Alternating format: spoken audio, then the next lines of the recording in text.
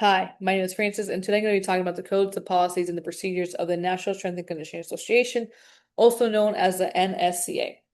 It was adopted in 2017, revised in 2024, and will be again revised in July of 2026. Obviously, this one plays a special place in my heart, especially because I'm working as an intern for the strength and conditioning coach of the basketball and volleyball team in the main campus at FIU.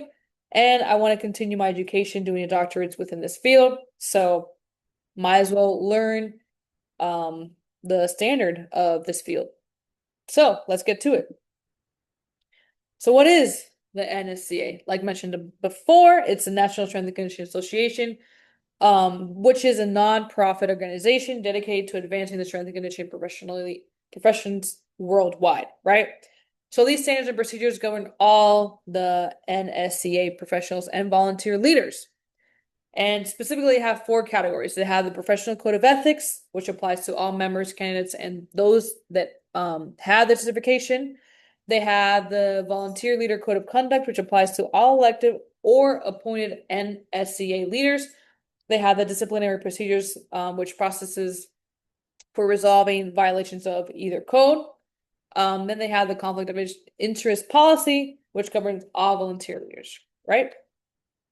So the overall structure, we have the board of directors, which ultimately has authority and oversights all the NSCA standard and procedures.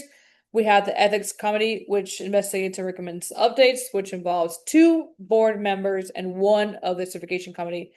We have the hearing panels, which usually have the final binding decisions on the cases, right? Any person who violated any of these standards or codes.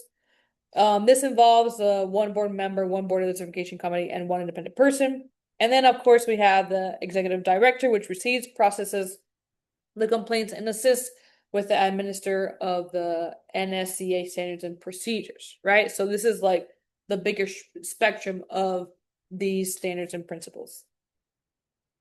Now, they have four core principles, right? Which all the NSCA professionals must follow. First one is respect rights, welfare, and dignity, right? No discrimination. We have to preserve the confidentiality, no bullying, harassment, and obviously equal fair treatment. Second, we have to comply with the laws, policies, and regulations, right? Follow all applicable laws, the NSCA bylaws, and the professional standards. Report any allegation of unethical or dishonest behavior. Third, we have to maintain and promote high standards, right? We have to practice only within the scope, refer when appropriate, and stay current through continuing education and provide a safe and effective training free from any form of abuse, harassment, and discrimination, as mentioned before, right? And most importantly, we've got to protect the NSCA's reputation. No fraud in certifications, no unauthorized use of NSCA materials or trademark, including the AI. Key AI, which is huge nowadays, right? So I'm glad they put that in there. And maintain the appropriate persona professional conduct. So, for the code of conduct, which essentially goes into the volunteer leader, right? This includes directors, offices, committee members, task force, special interest group, and such. So, they have to treat this with care and loyalty, right? So this involves promoting the NSCA goals and objectives and enhances reputation, including in person and online, right? Social media and whatnot. One must also protect the information, right? That confidentiality and avoid conflicts of interest, both real and perceived. One must refrain from using the NSCA assets, information, services, opportunities, authorities, influence for a personal gain, as well as exhibit honesty, openness, fairness, professional competence, and loyalty, and ensuring that the NSCA adheres to all laws and regulations, rules, policies, and protocols, right? And even the appearance of misconduct, like mentioned before, can damage the NSCA's reputation. I'll speak more on that later on. Then we have the disciplinary procedures, right? This involves the complaints, which has to be written and submitted to the executive director. It cannot be anonymous, right? If you write a complaint and it's anonymous, they won't accept it, and it has to be under the 3 years. Once it passes the 3 years, they won't accept it as well. They also have the interim measures, which is like a temporary protective measure taken while an ethics complaint is under investigation, right? During that investigation, the response, the ethics committee interviews, reviews documents, and presents findings to both parties. So like whoever was committing the I don't want to say crime, but the person who is in violation of the codes and the person who reported it, right? And then the resolution through the agreement, the respondent may accept the sanction, which is the respondent is the person who was told to who committed the violation. They can waive the hearing or request a formal hearing, right?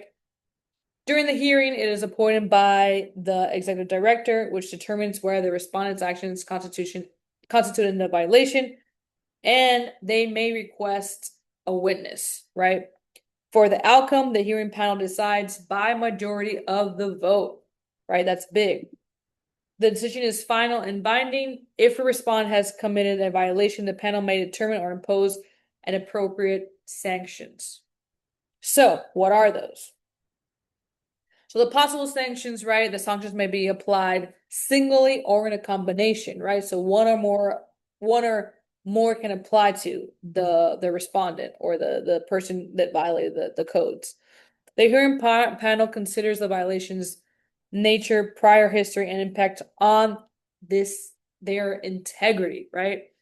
So public notice of the suspension, removal, or revocation may be published on the NSCA website or in its newsletter. So like whatever happens and whatever you did will be and can be announced to all the people who are involved with the NSCA, right? So first, right, is the admonishment, which is the written reprimand, the formal censure, which is an official resolution, the suspension, obviously like temporary loss of certification and membership, probation, terms to fulfill, revocation, the permanent loss, denial of certification, exam eligibility, or even being able to take it again.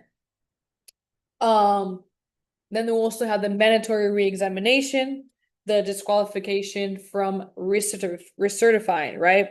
And obviously the removal from leadership positions. So you no longer can be in the position that you are.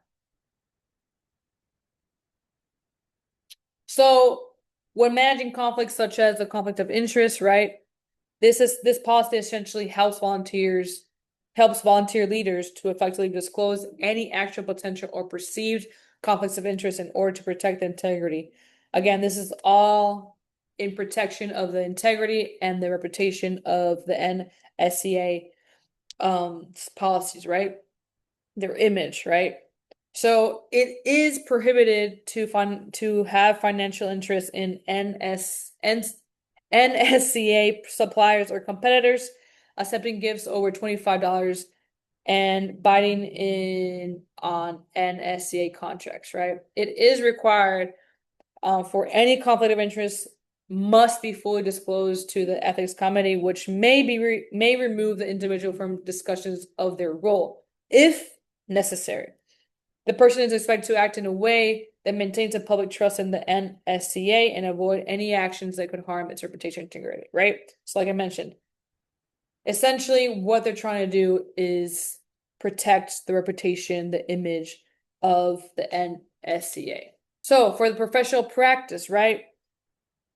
Essentially these codes, these standards, procedures, policies are made to essentially be a guide towards the people part of the NSCA, right?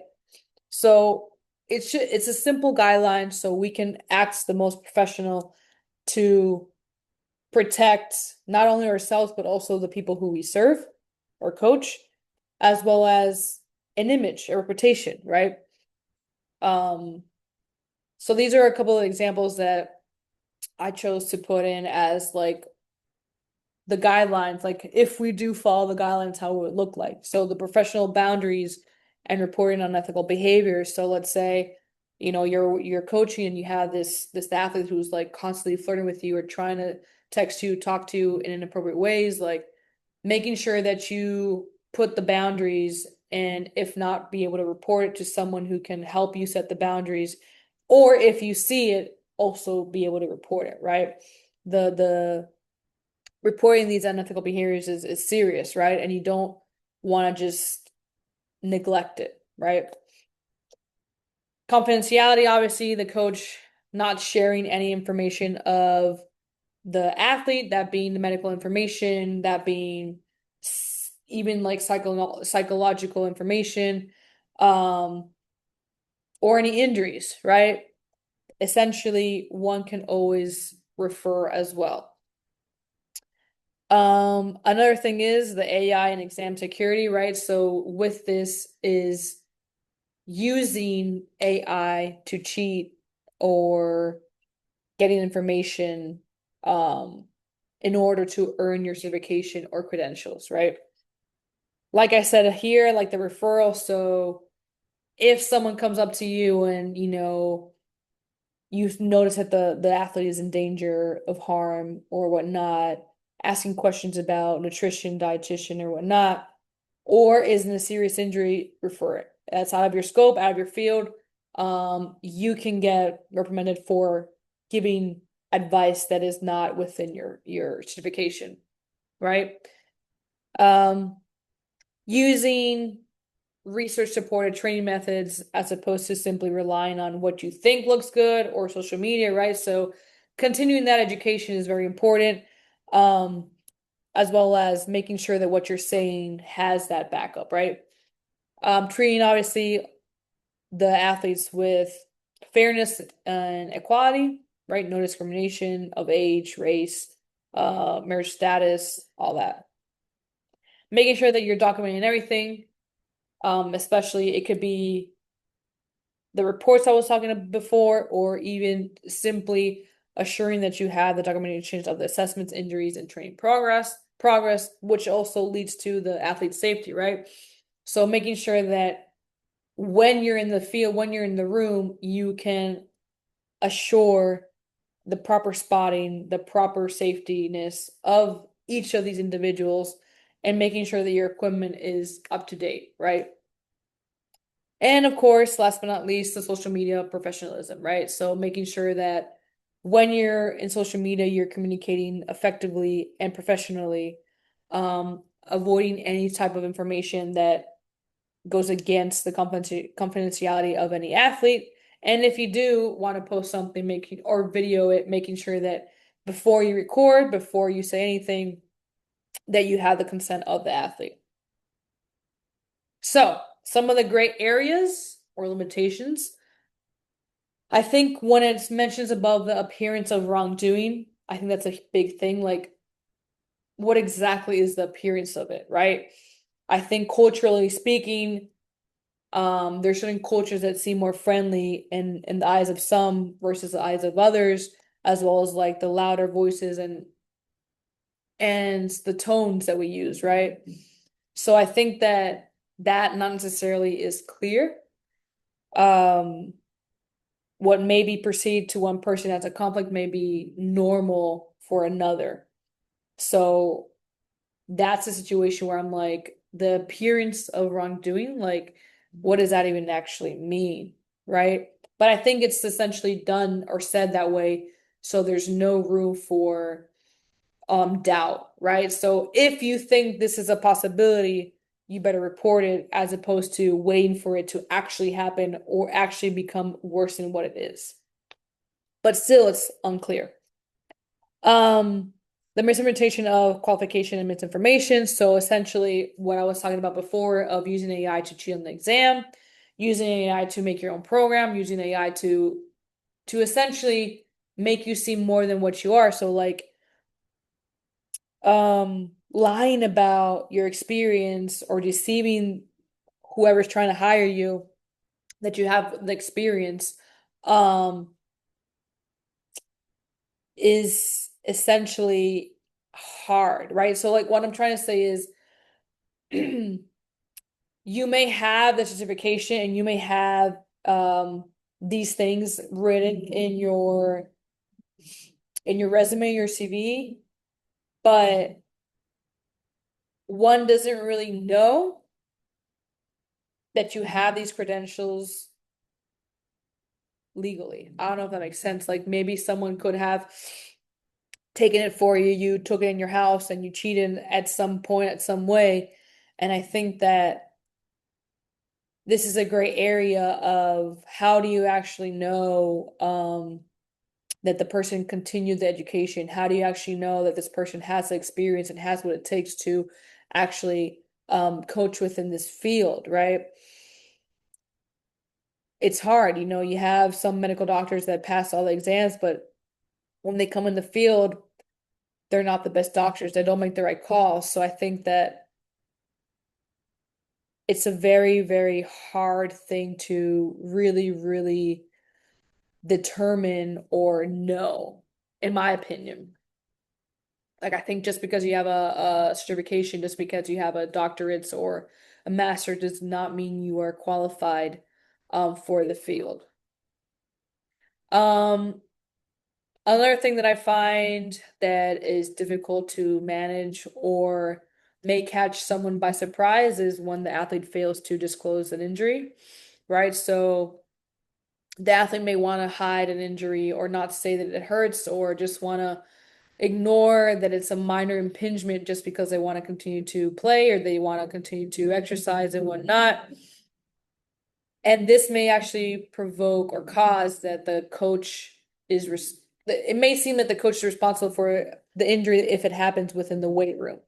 So maybe you have an impingement or something happening in your arm, but you don't say anything, and then you do get injured, and then it's like the coach's fault. Or the head coach of the team may be like, wait, why is the strength conditioning coach making you do this? To making you like do all these things? That's another great area for me because you may be like, hey, you should have been aware that this person has like asymmetry or some type of limitation in the range of motion But at the same time, one may want to argue that the athlete should have been responsible because we're all adults and they should be aware of their own body because if we don't say anything, we won't know anything, right? So essentially, like I feel that there's some things that happen within this field that they have gray areas. I'm pretty sure like I can come up with much more than these three. But the ethical codes essentially provide, right, guardrails, right? So having that professional judgment, having these ongoing dialogues, like I mentioned before, these ethical codes were revised in 2024 and they're about to be revised again in 2026. So we can't really fully eliminate these gray areas as much as we try to, right? As much as we want to. I think that's why one always has to revise them and renew them. And maybe something happened that we didn't put in there and we didn't know was possible. And it's always like adapting to what's new, right? So like one of the things that they added here was AI. And I think that's essentially very, very important to add into this field.